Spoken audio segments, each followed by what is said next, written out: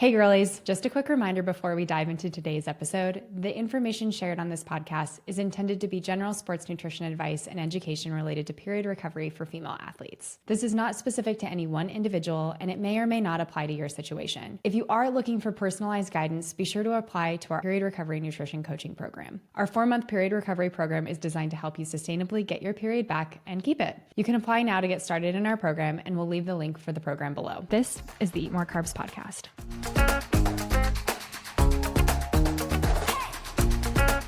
Hello and welcome back. This is the Eat More Carbs podcast. We are a team of dietitians and we talk every Thursday about sports nutrition for the girlies. My name is Jenna and I host this podcast. And my name is Reilly. You'll also see me on this podcast. I am the owner and founder of Steady State Performance Nutrition. We specialize in helping female athletes recover from low energy availability, and together along with Lilly, we are Team Steady State. Before we get into today's episode, we are going to share our high and low, so sharing just a little bit about our week, the good and the parts we wish had gone a little bit differently. Reilly, can you kick us off? How's your week going? My week is going good. I have a pretty silly high and low. And because of that, I'm going to start with my low first because it's a little silly. If you listened to our high low a couple episodes ago, you probably heard Jenna's predicament with her strawberries. So Jenna, can you give us a quick recap on your strawberries real quick? Yes. My sweet husband went out and bought the Driscoll strawberries that are the extra sweet version or the special batch version and spent $9 on about 12 strawberries. We're having a similar situation in the Beatty household with cotton candy grapes because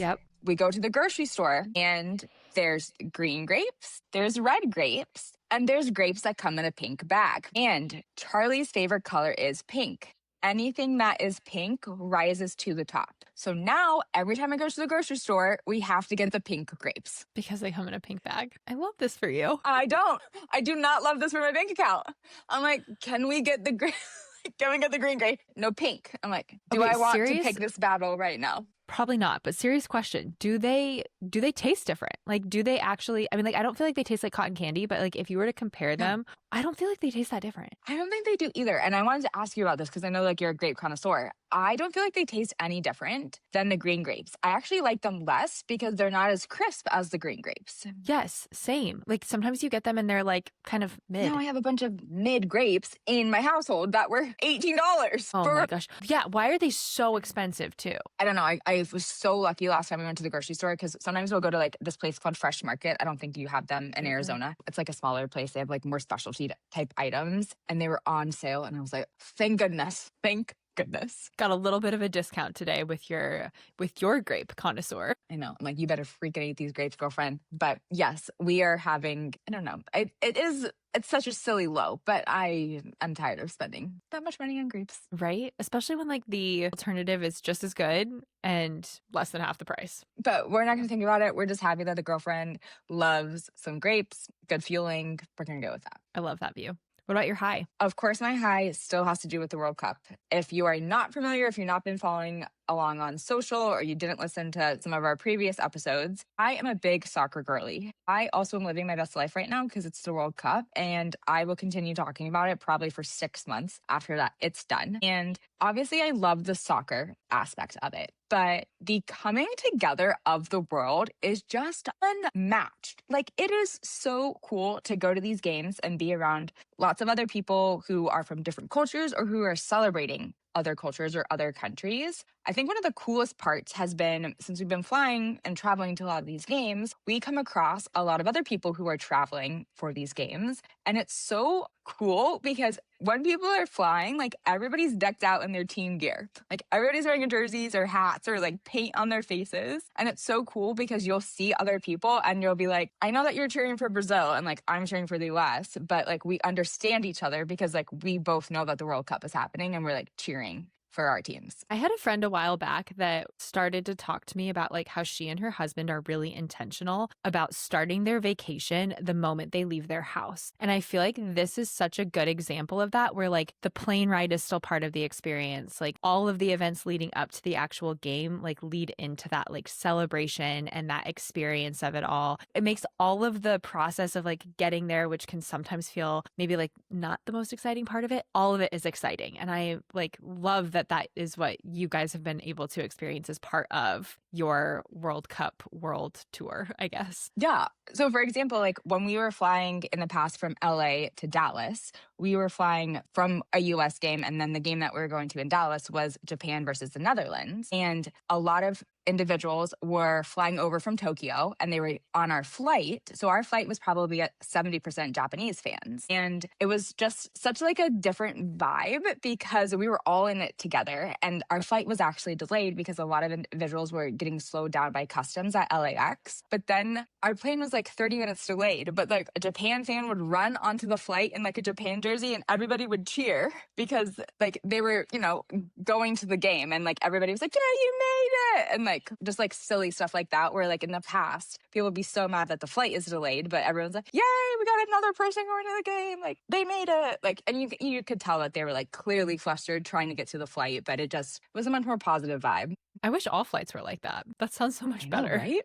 Right? How's your week going? My week is going really good. A while ago now, I shared that I was gifted some sourdough starter, and now that's become something that I am a part of. I feel like you and I have like talked and kind of laughed about this, but like the adult hobbies of like running, reading, sourdough, gardening are all the things that we are leaning into right now. Like we are fulfilling the stereotype between the two of us. I think we've gotten like pretty much every single one of those boxes checked. This past weekend, I feel like I finally nailed down making some sourdough rolls, and I made homemade butter to go with it, which is like one of the easiest things. But I was really proud of myself. Okay, I see you. I'm so impressed. Especially this time of year in Arizona, I have to have other like indoor hobbies because so much of what I love to do is outside. And because it's so hot here, I can't have those hobbies during the summer. So I need other ways to fill my time because Reilly, you and I have talked about this a whole bunch. Like neither of us are the kind of people that like do really well just sitting there on the couch kind of a thing. Like we like to be productive in doing things. And like, even though they're silly and it's not necessarily something I needed to do by any means, like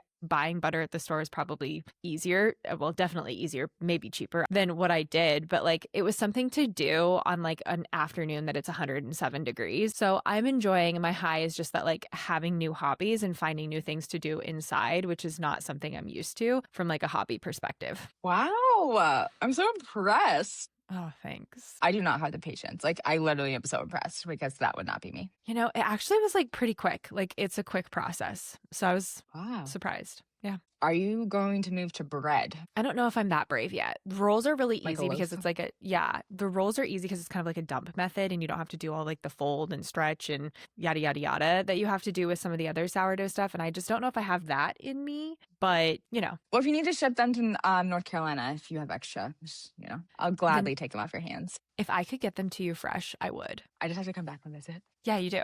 It's a great reason. Just inviting myself. I love it. We'll bring Lilly too. Yeah, obviously. Next team meeting, we're going to have rolls and homemade butter.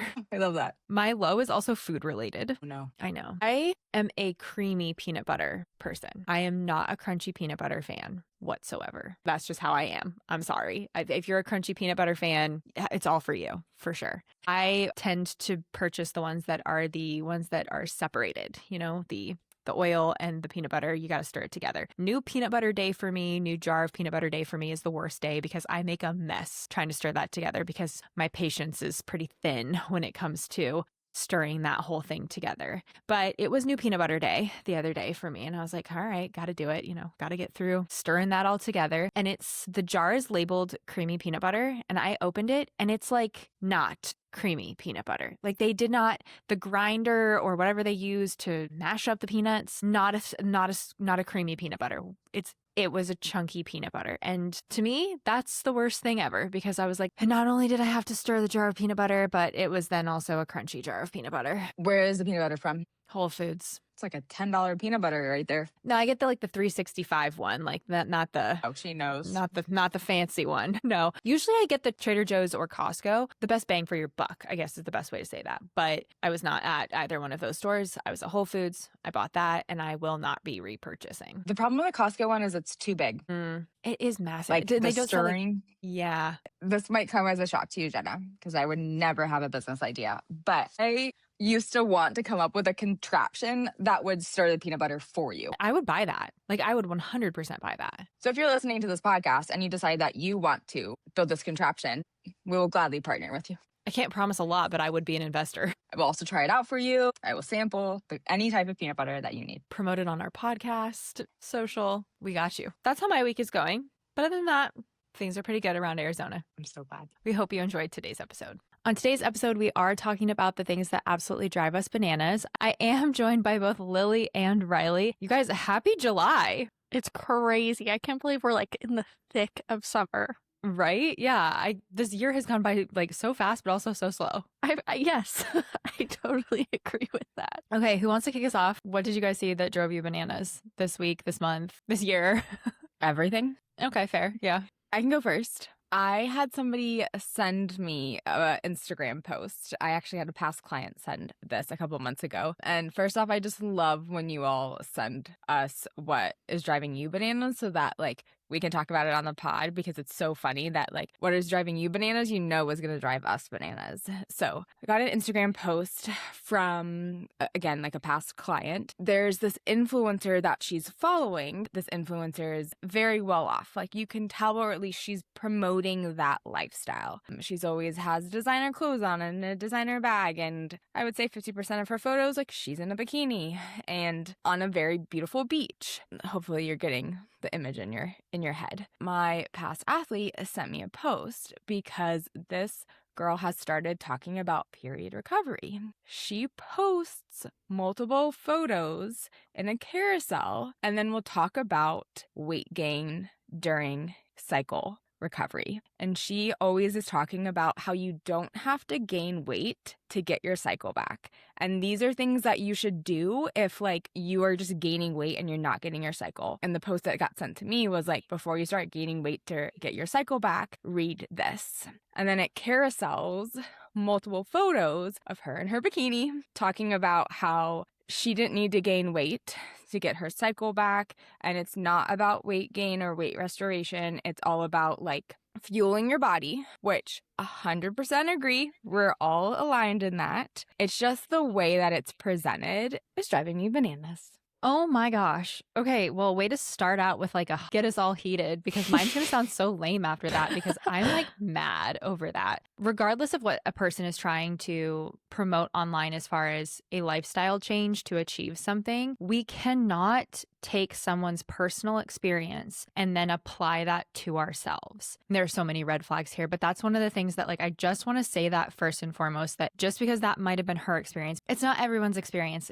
Period recovery looks so individualized and it's so different for everybody. And the fact that she's saying that, like, there's so many reasons why that makes me so angry. One of the reasons is because you can't just apply your own personal experience with period recovery and expect everybody else to have the same experience that you did. 100%. I think a lot of our bananas lately have been very much about the blanket statements in the period recovery space right now. Everyone is like, I did it this way and this is the only way we can do it. That isn't logical. We know all of our bodies are different. We know that we all respond differently to things. And also people's starting points are so different from one another. If you lost your cycle, like you just have one irregular cycle, that's different. And yes, your nutrition's still as important as someone who's lost it for 5 years, but the approach and the journey might look very different from one another. That just, it gets me going. It's so confusing if you are somebody who's going through this journey. And it's also so overwhelming because you have people out there who are saying, this is how I did it. And if you do it differently than me, then you're doing it wrong. And especially like on certain forums, like we see this all the time on Reddit, but like when people share their experience on like how they got their period back, people come and like attack them. In this situation, like we're not attacking this girl. I know I'm complaining about her, but like I'm not attacking her and her approach. Like what she did for her, like worked for her, but we have to stop like blanket statementing these things and therefore like setting unrealistic expectations for people going on this journey. And I think it's so interesting too because HA is a medical diagnosis. And yes, we have internet doctors, whatever, that are, and people just inserting their opinions wherever they want and being like, this works for me. But I feel like the opinion of others is valued so much more in the HA space than it is for like other medical conditions. And I don't know why it's not taken as seriously. And also, I think that there's a lot of ways that people seek out what they want to hear, and you're always going to find it. Like there might be someone who's looking looking for a reason not to gain weight in their journey. And this woman who's posting this on Instagram is giving someone what they want to see when that might not be what they need to hear. I know that there are so many clients that we even work with here at Steady State that are asking ChatGPT, asking the internet on those forums, looking online for like continued answers sometimes before they start working with us, because they are looking for some of those, like, this is something that can be done without X, Y, and Z. And weight restoration is a big part of period recovery for so many people. And I think attempting to set that expectation for all people going through period recovery is really hard, because I know that there would be a lot of women that we work with that would see that, feel some type of way about it, and probably wouldn't be able to regain their cycle because where they're at right now requires weight restoration in order for them to get their cycle back. It also goes back to what Lilly mentioned, that there's so many anecdotes about this online because this is not a very well researched or cared for space. How many times are we having conversations with athletes or clients that went to non-informed REDS providers and they're getting an incorrect diagnosis? Or we go online and we read that there's only one way to do something that just doesn't make any clinical sense. So what happens is people start to look for alternative options, and then they, are scrolling on social media trying to find an alternative, and these are the things that come up. Sorry to start us off with a bang, but this one really drove me bananas, especially because it is really playing off of the biggest insecurity and the biggest hurdle that most athletes have when regaining their cycle. And this process is already so overwhelming and so frustrating on its own. We don't need to see crap like this on the internet. I agree 100%. Most of the women that apply to the program are always clicking that the thing that's holding them back in period recovery is the idea of weight restoration and weight changes, and that being the thing that has held them back from starting this process in the first place or being nervous about starting this process. By saying that and putting that out there online, I think it's just really dangerous, because for a lot of people, they do have to go through a period of weight restoration in order to get their cycle back. And that is hard. It is. And I've talked about this too. I personally went through this. I understand how hard it is. I also have lots of education. We all have lots of education. And that's why we're qualified to help. It's not because we are telling you to do exactly what I did or exactly what we did. We are qualified professionals, and we understand how hard it can be also on a personal level. And how much individuality goes into it. We don't take the exact same approach with every single one of our athletes, because that's just not how life is. The period recovery process has to be individualized to the person going through it, just like all nutrition should be. Mm-hmm. Jenna, what drove you bananas? Okay, mine does sound really lame in comparison to Reilly's, for sure. I just feel like I have to talk about this because it's something that we've talked about on other episodes, and that's electrolytes and electrolyte supplementation, what electrolytes we would recommend for athletes and things like that. And recently I've been seeing a lot of people talk about now all of a sudden electrolyte supplementation is bad. And not that long ago, those same people were like, you have to drink your electrolytes, it helps you rehydrate better. And now we see this complete flip in the comment sections of some of these posts where people are either hyping up an electrolyte beverage or maybe talking badly about it. The comment section is bananas. I'm not gonna lie, I ran to the comment section because I was like, I just have to know. And there's a big electrolyte brand that used to be very popular because it was zero sugar. People are all of a sudden mad about the maltodextrin in it because it has 0.5, I think, milligrams in it, which technically qualifies as zero sugar. But now people are mad because it has that in there, and they think that that's going to kick them out of ketosis if they were attempting to follow a keto diet. And then there's the types of sodium people are really mad about. And then there's clean versus not clean, and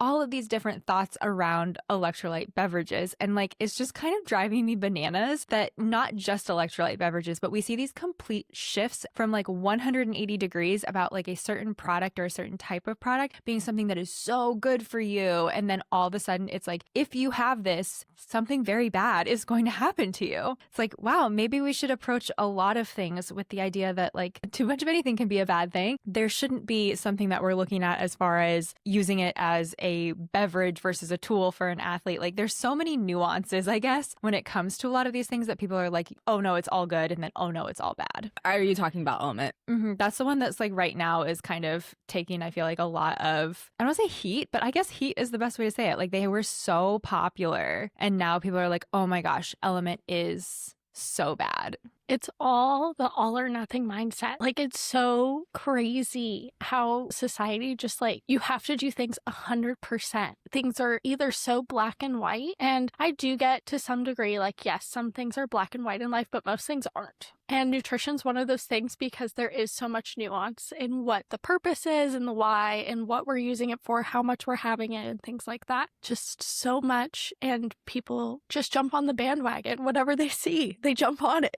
I feel like a lot of people are so quick to believe whatever it is that like their favorite trusted influencer is saying about the product. And it's like, it's quite possible that maybe they went from a brand deal to not a brand deal. And now they want to stop promoting that product, or there could be so many things going on behind the scenes. But I just found it really interesting because Element in particular was when people were like, no, this is so great for, hydration because it doesn't have sugar and it has the right amount of sodium. And now people are like, well, it's the sodium to potassium ratio and it's the wrong type of sodium and there's maltodextrin in it and all of these things. And we've talked about electrolyte drinks extensively on this podcast about like what we're looking for in an electrolyte beverage. Reilly, if you want to recap that, you say it so well as far as like the 3 things that like we're looking for in an electrolyte beverage for an athlete that maybe does need some help with sodium and fluid replacement. So like, what are we looking for actually in an electrolyte beverage?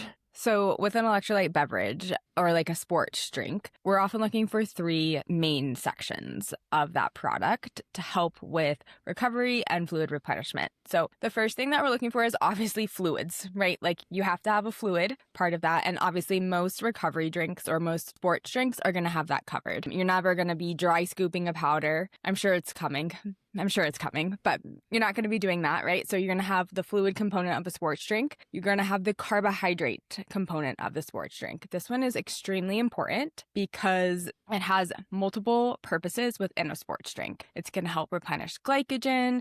It's going to increase thirst sensation so that you drink more fluids. And it's also going to help you absorb your electrolytes faster. So that's the third thing that we're looking for is the right type of electrolytes. And when you are sweating, when you're doing heavy work, most of the electrolytes that your body is losing through sweat are going to be sodium. So I believe about 95% of the electrolytes that you lose are sodium. So that's going to be the main electrolyte that you should be looking for in a electrolyte drink. Sometimes I feel like that can just get lost really easily. It's honestly mind-boggling to me how successful electrolyte companies have been, right? We're all sports dietitians, like we do performance nutrition. We understand the importance of electrolytes and fluid replenishment for athletic performance. I was reading an article and the electrolyte business is like worth $55 billion. And I'm like, it's literally just salt. Like, it's just salt.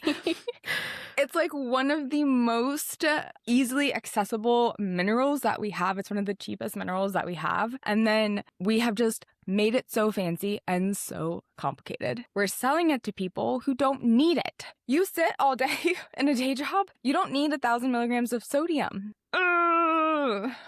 Yeah. No, and if you do need 1,000 milligrams of sodium, you do need carbohydrate to go with it. Yes.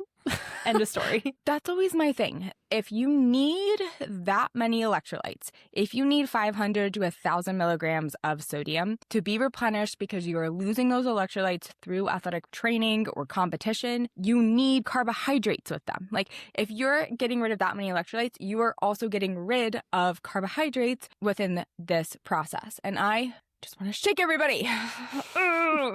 I guess the thing that's driving me most bananas is that that's still the point that's missed in all of the conversation about why people are recommending or not recommending the product is that that's still missed. It's still something different with it. It's the quality of the salts. Mm-hmm. That really is what we're upset about. Yeah.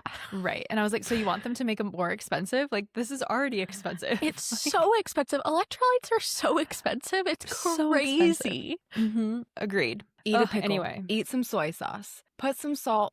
Pickles. On your food. Have some pretzels. Salted peanut butter. Yep. I do love electrolytes, though. We have just taken it way too far, and there's such a health halo around them. Agreed. Lilly, what's driving you bananas? Okay, what's driving me bananas, it kind of goes back. We talked a little bit about AI earlier. Mine is the AI calorie counting apps that have like blown up. I'm seeing so many ads for them. And there's this one that I saw and it's literally like a raccoon, like a little AI raccoon, and it like roasts you for what you're eating. Like, you take a picture and it like makes comments on your plates, and like it can roast you if like it thinks that your plate's too high in a certain, like it's too high in sugar or too high in fat. And it's like, I can't. Driving me bananas. I saw that, and I have a running list of bananas things, and it went right up to the top. I was like, no, we can't be doing this.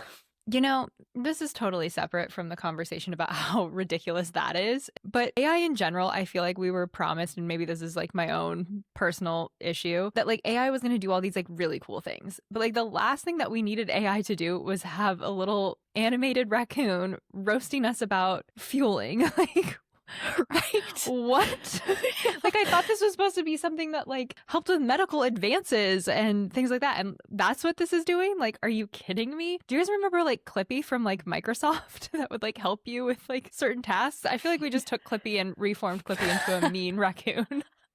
No, literally. And I think that AI, there are places that it can fit in. Like, I know that Reilly has talked about using it for like meal ideas and things like that. But it's so hard if you don't know what the right answer is. Like, you have to have some background knowledge in the topic you're asking AI about in order to get a good answer. Like, for example, sometimes I'll use it for meal ideas. And if I'm looking for 60 gram of carb meal ideas, sometimes it'll make like a comment on Gemini or whatever about that being too high. Like, it literally one time was like, that's a carb heavy meal. And I'm like, 60 grams of carbs is not a carb heavy meal. Thank you very much.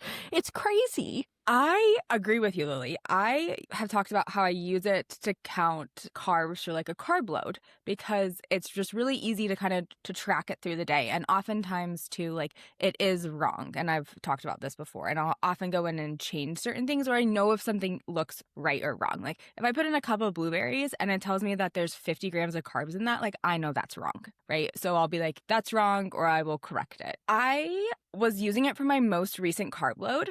And so I put in my weight because I was like, I want to do it based off of like my weight, because that's how we recommend for carb loads, right? We recommend a certain amount of grams per kilo of body weight. And then it kept bringing up that like I was a light runner throughout my entire carb load. What? It was like, as this weight, I can't remember what the weight was. Like, I can't remember what the kilos were, but it was like, as this weight, you're a light runner. Like, this might make you feel bloated. And I was like, leave me alone. I know. Like, and why is it just like in there? Like, why do you have to make the comment? If I'm asking you for 60 gram meal ideas, I don't need you to add your own little commentary. Just give me the meal ideas. Exactly. Yes. And I feel like that's something that AI does, is will give its own like little opinions, or be like trying, I guess.